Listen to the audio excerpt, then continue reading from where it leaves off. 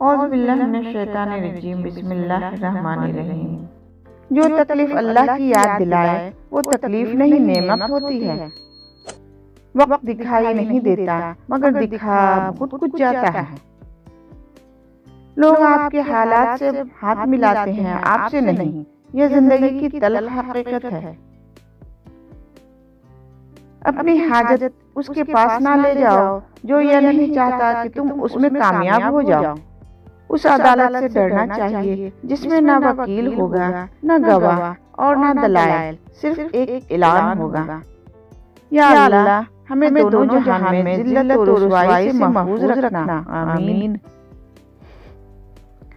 عروج کے وقت اوقات میں رہو کیونکہ زوال پوچھ کر نہیں آتا۔ زندگی کا پہلا غسل بھی کسی اور نے دیا اور آخری بھی کوئی اور دے گا، پھر اتنی سی اوقات پر اکر کیسی؟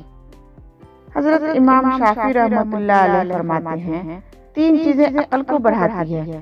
ایک، نیک لوگوں کے ساتھ اٹھنا بیٹھنا۔ دو، علماء سے ربط و تعلق قائم رکھنا۔ تین، بے فائدہ باتوں سے پرہیز کرنا۔ رسول اللہ صلی اللہ علیہ وسلم نے فرمایا، چار چیزیں بدنصیبی کی پہچان ہیں۔ آنکھوں کا خشک ہونا کہ اللہ کے خوف سے کسی وقت بھی آنسو نہ ٹپکے، دل کا سخت ہونا کہ آخرت کے لیے یا کسی دوسرے کے لیے کسی وقت بھی نرم نہ پڑنا، امیدوں کا لمبا ہونا، دنیا کی لالچ۔ اختلاف ڈٹ کر کریں لیکن منافقت کبھی نہ کریں۔ اختلاف جرات مند، دلیر اور خاندانی لوگ کرتے ہیں، بلکہ منافقت بزدلوں اور بدنسلوں کی صفت ہے۔ انسان غیروں سے ملی عزت اور اپنوں سے ملی ذلت کبھی نہیں بھولتا۔ غریبوں کی ہائے اور فارغ لوگوں کی رائے کبھی نہیں لینی چاہیے۔